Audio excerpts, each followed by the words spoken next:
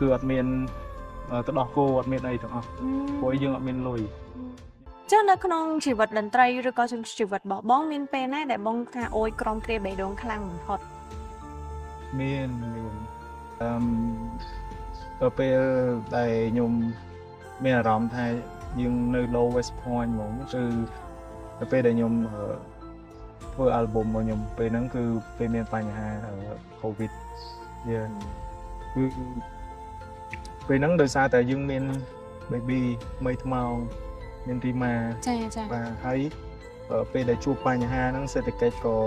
កាំងមានចំណូលចូលអត់មានការងារធ្វើអត់មានអីចឹងទៅវាធ្វើឲ្យយើងពិបាកដោយសារតែគាត់នៅតូចថ្ងៃមួយហ្នឹងគឺអត់មានទេ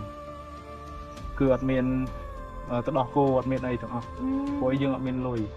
ខ្ញុំអត់មានលុយទេអញ្ចឹងខ្ញុំអត់ដឹងថាត្រូវធ្វើមិនទេប៉ុន្តែ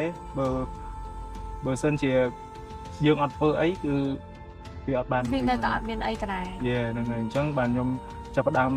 ស្វែងស្វារនេះរនោះធ្វើនេះធ្វើនោះទៅធ្វើប្រគុណទៅធ្វើអីឲ្យគេហ្នឹង ធ្វើប្រគុណទៀតបង ធ្វើប្រគុណលេងគុណលេងអីជួសជុលប្រគុណជួសជុលអីឲ្យគេដើម្បីទទួលបានលុយមិនតិចតួចចឹងយកមក